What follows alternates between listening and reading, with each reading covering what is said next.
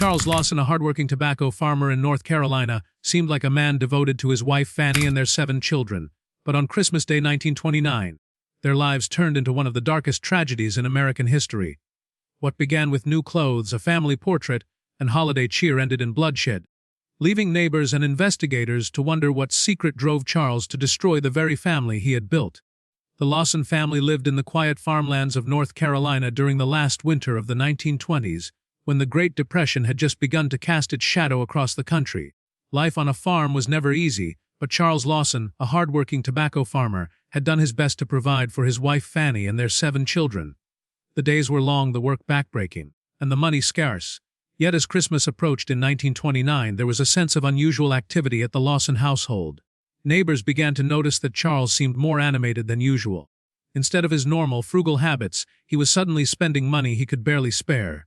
He purchased brand new clothes for his wife and children, an extravagance that raised eyebrows in the small community. People whispered that perhaps Charles was celebrating a stroke of good fortune, though none could point to a reason why a poor farmer would invest so much in fancy clothes when food and farming equipment were always needed more urgently. The children, of course, were delighted by the gifts of fine clothing. For them, Christmas meant excitement, warmth, and the rare joy of having something new to wear. They twirled in their outfits, grinning with pride, and for a moment it looked like the Lawson family was preparing to step into the glow of prosperity, even if only for a fleeting holiday. But beneath that surface joy lay an atmosphere that would later trouble those who remembered it. Charles arranged for the family to take a professional portrait shortly before Christmas, something that seemed unusual and out of place for a man of his modest means. It was as though he wanted to freeze a moment in time, capturing the image of a family that looked whole, united, and content. That portrait would later become a haunting artifact, the smiling faces staring out of the past, unaware of what Christmas Day would bring. As the holiday drew closer, Fanny busied herself in the farmhouse kitchen, baking treats and preparing for the family's gathering. The smell of pies and cakes drifted through the rooms, a rare luxury that she hoped would make the children's holiday special. The youngest children laughed as they played outside in the brisk winter air, their boots crunching against the frosty ground, while the older ones helped with chores, carrying firewood and tending to the animals. For all appearances, the Lawson family was like any other hardworking farm family, preparing to enjoy a Christmas together. But not everything was as it seemed. Those who saw Charles in the weeks leading up to the holiday noticed a distance in his demeanor, a kind of heaviness that lingered even as he purchased gifts and posed for photographs. His eyes looked sunken, his posture more rigid than before. He often retreated into solitude, standing silently in the barn or walking the property with a distracted air, as if his thoughts were elsewhere. He was not a man known for affection, but now even his silence carried a sharper edge. Some neighbors would later recall that he seemed almost as if he were preparing for something, though no one could have imagined what. The Lawson farm itself bore the signs of winter. Rows of bare trees lined the edges of the fields, and the farmhouse sat quietly against the cold landscape. Inside, however, Fanny tried to maintain warmth and normalcy. She decorated with what little she had, hanging sprigs of greenery and setting out small treasures collected over the years. The children anticipated the arrival of Christmas morning with the eager energy that only youth can bring, their joy unshaken by the hardships that had become a way of life. The combination of Charles's unusual spending, the professional family portrait, and his distant behavior would later seem like ominous signs, clues that something had been stirring within him. At the time, however, these details were brushed aside. To those who knew the family, it seemed as though the Lawsons were preparing for a holiday brighter than most they had ever experienced. Yet beneath the festive preparations was a storm building silently, unseen by those around them. The new clothes, the photograph, and the cheerful farmhouse would soon become symbols of a tragedy that no one in Stokes County could have predicted. In that December of 1929, the Lawson family stood on the threshold of Christmas Day, unaware that their celebrations were leading to a moment that would forever mark their names in history. The decorations, the laughter, and the portrait that captured their smiling faces appeared to tell the story of a family blessed by the spirit of the holiday. But those images, preserved in time, would come to serve as chilling reminders of how quickly light can turn into darkness, and how one man's hidden turmoil would turn Christmas into a day of horror. The morning of Christmas in 1929 seemed, at first, like a gift of peace to the Lawson family. A thin layer of frost covered the ground, glistening in the pale winter sunlight. Smoke curled from the chimney of the farmhouse, and inside, the smell of baking and fresh coffee filled the air. The children stirred with excitement. their voices carrying through the rooms as they talked about the simple joys of the day, food, laughter, and the anticipation of small gifts. Yet, behind these ordinary sounds of holiday life, there was a weight in the air that no one could name. That weight belonged to Charles Lawson, whose presence felt heavier than ever before. In the weeks before Christmas, his behavior had been noted by those around him, though no one pressed him for answers. He seemed distracted, often staring off as if lost in thought, sometimes gripping tools or objects too tightly, then setting them down without finishing the work he had started. Even when surrounded by his family, he moved as though apart from them, a man trapped in his own thoughts. Some believed the pressures of the farm and the harsh economic climate were taking their toll on him. Farming was difficult in the best of years, and with the economy beginning to collapse across the country, desperation often followed hard-working families like the Lawsons. But those who looked closely saw something deeper, something far more unsettling than the burdens of poverty. Neighbors recalled the way his eyes seemed dim, almost lifeless, when they caught his gaze. He no longer joined in conversations with the same effort, and his words, when he spoke, were short and final. He walked the land like a man measuring it for the last time, his boots pressing into the cold ground as though each step carried a finality no one else could understand. At home, he was watchful, observing his children with an intensity that left Fanny uneasy. She could not explain why, but there were moments she felt as though her husband was seeing them differently. Not as the children they had raised together, but as part of some decision he had already made in the silence of his mind. The signs of strain grew clearer as the holiday approached. He took unusual care in preparing his shotgun, cleaning it meticulously, checking it more often than seemed necessary. At first, it might have appeared like routine maintenance, the sort of task any farmer might carry out in winter when fieldwork was light. Yet the way he lingered over the weapon, polishing the metal and inspecting the stock with a fixed gaze, hinted at a purpose beyond hunting. In a house filled with Christmas preparations, that quiet ritual seemed out of place, though no one dared to interrupt him or ask why. The children, innocent and full of anticipation, noticed little. To them their father's silences were ordinary, his sternness just a part of life on the farm. They played near the fireplace, read aloud from old books, and whispered their hopes for the gifts they might receive. Fanny, working to create warmth and comfort for her family, tried to push away the unease that lingered around her husband. She baked, cleaned, and decorated as best she could, determined that her children would have a holiday worth remembering, even if their lives were marked by hardship. The farmhouse that December carried two conflicting worlds. On one side were the sounds of joy, children's laughter, the rustle of wrapping paper, and the scent of holiday food. On the other side was the silence of Charles, a silence so thick it seemed to seep into the walls.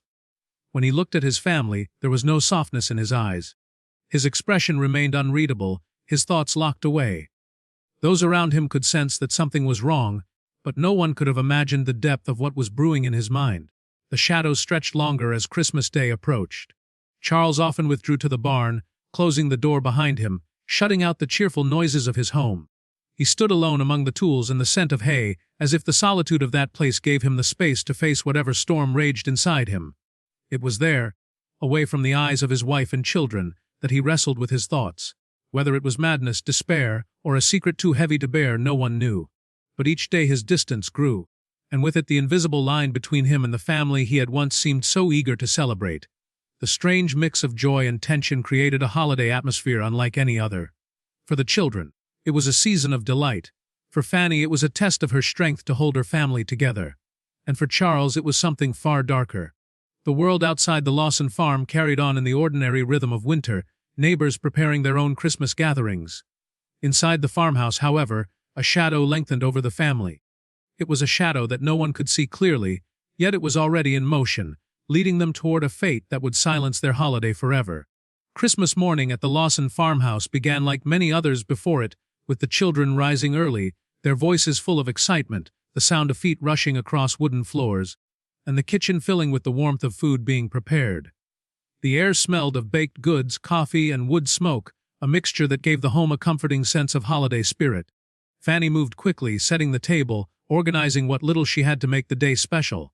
The younger children buzzed around her, their faces bright with joy. It was meant to be a day of laughter and family togetherness, a chance to forget the hardships of farming life, if only for a short while. But in the midst of this cheer, Charles was quietly shaping a different reality, one that no one in the house could imagine. At some point in the morning, Charles made a decision that would forever mark that day. With a cold, Deliberate calm, he led two of his daughters away from the house toward the tobacco barn. It may have seemed innocent, just another moment in a busy holiday, but his purpose was darker. Once they were away from the noise of the house, the sound of joy fading behind them, Charles raised his shotgun. The barn, a place usually filled with the scent of dried tobacco and the echoes of farm labor, became the setting of the first strike in his deadly plan. Two of his children, who had walked alongside him unaware of danger, were silenced in an instant. Their lives ended before they could even understand what was happening.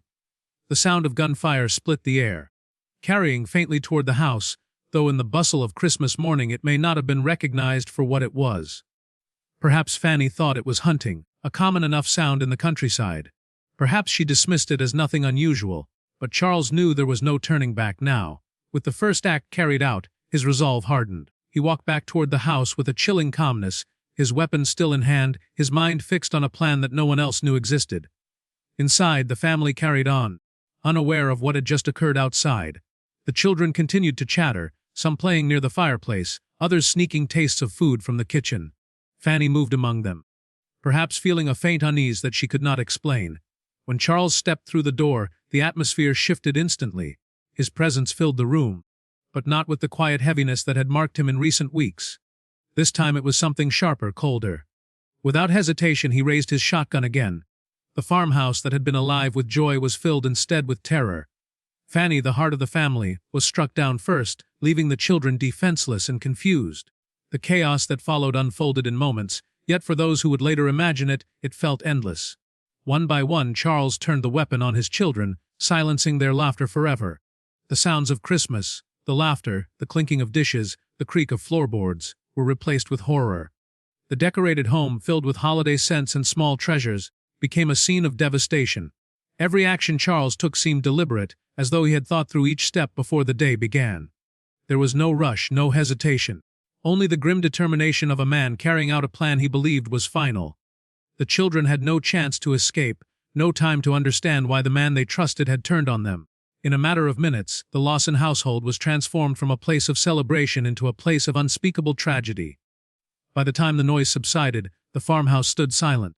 The smell of pine from the Christmas greenery mixed with the acrid smoke of gunpowder, a disturbing blend that would linger in memory for years to come.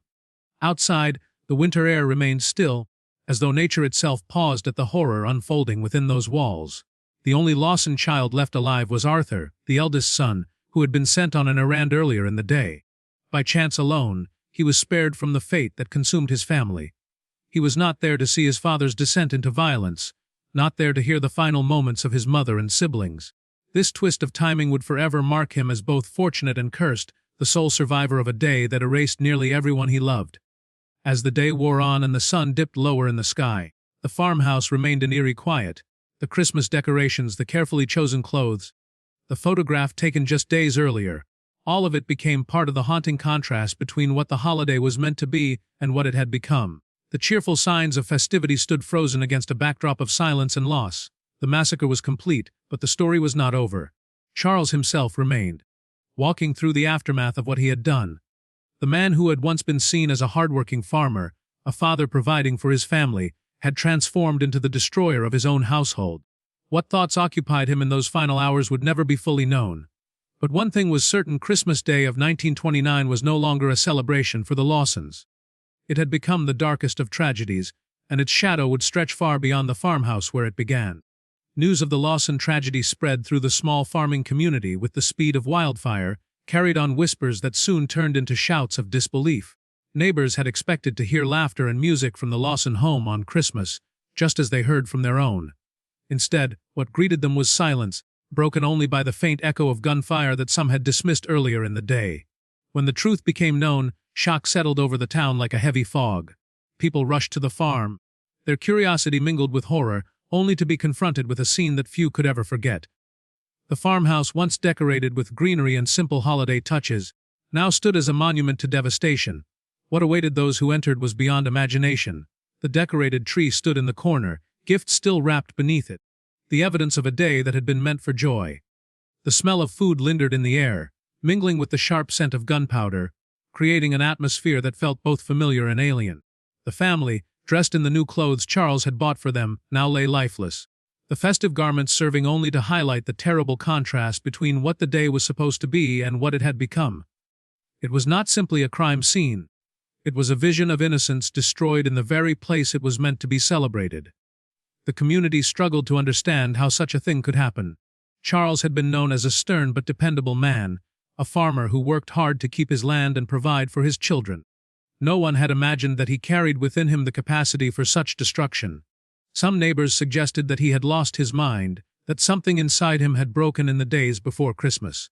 Others whispered of secrets, dark truths that perhaps lay hidden in the family's past, too shameful or heavy for one man to carry.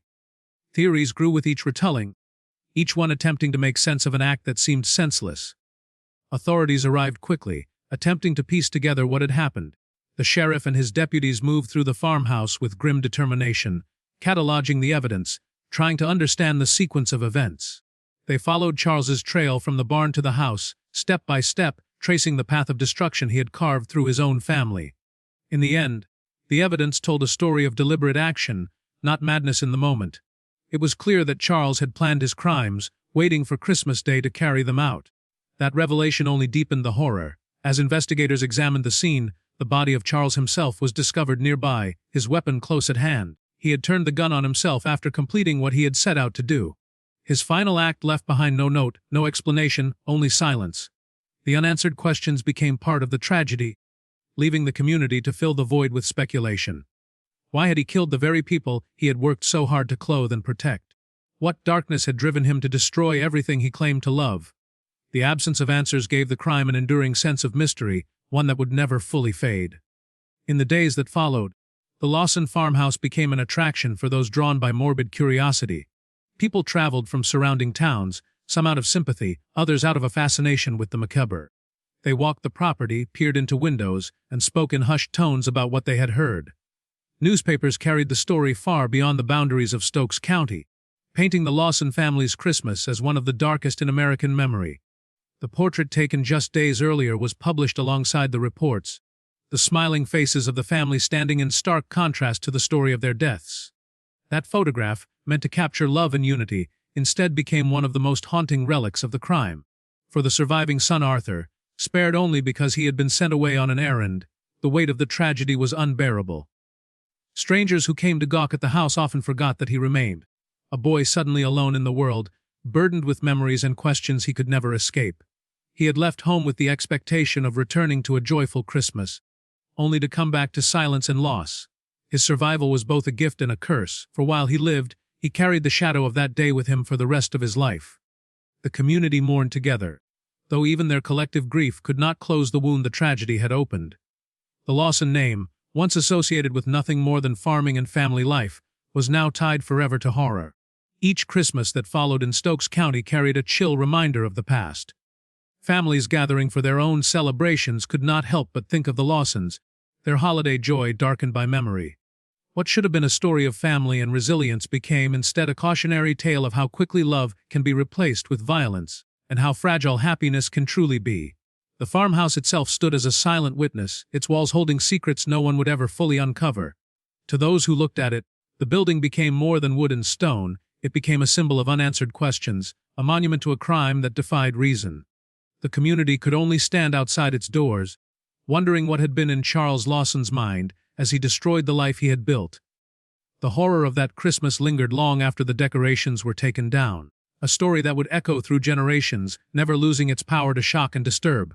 The Lawson tragedy did not end with the final shots fired on Christmas Day. In many ways, that was only the beginning. What remained afterward was not just grief, but an enduring mystery that would shadow the family's name for decades. Charles's decision to destroy everything he had built seemed to defy explanation, and the absence of a clear motive allowed countless theories to take root.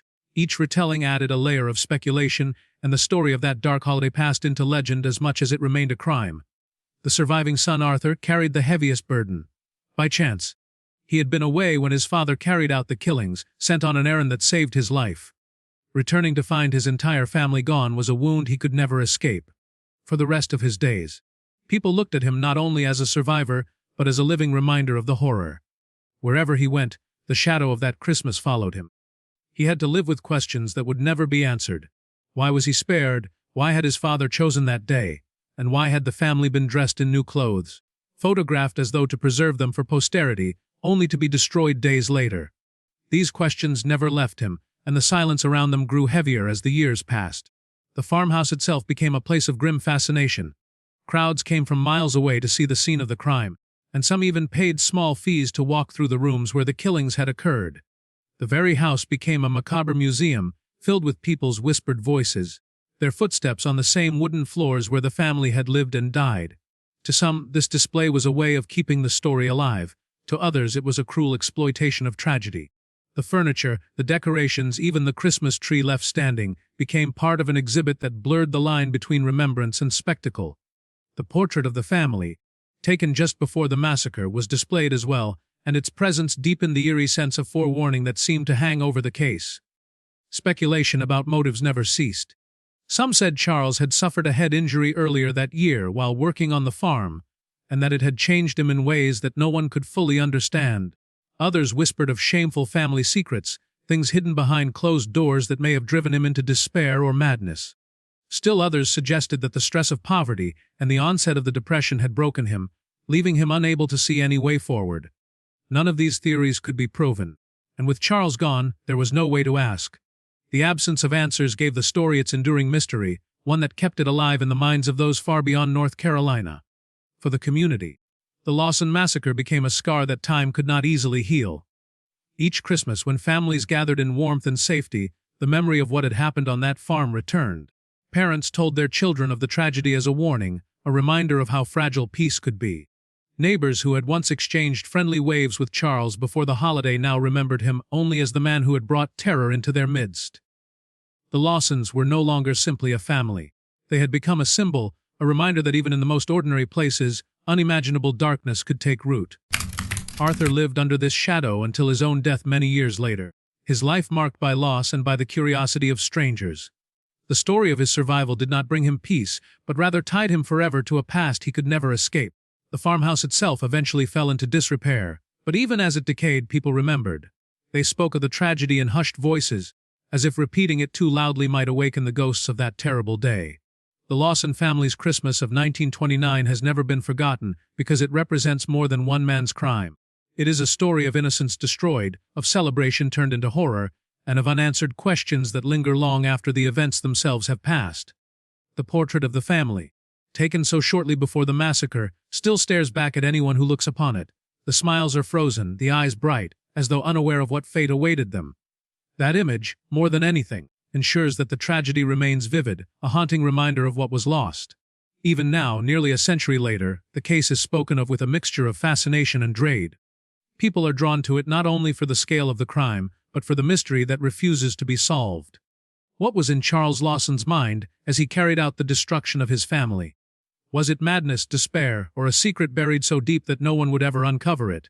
These questions remain unanswered, and perhaps they always will. The legacy of the Lawson family is not one of joy or simple remembrance. It is a legacy built on tragedy, on the haunting silence left behind after a day that should have been filled with nothing more than gifts, laughter, and warmth. Their story lingers because it reminds us that even in moments meant for celebration, darkness can intrude without warning. Christmas Day of 1929 stands as a chilling reminder that happiness can be shattered in an instant, leaving behind only grief, questions, and the echoes of a family that once was.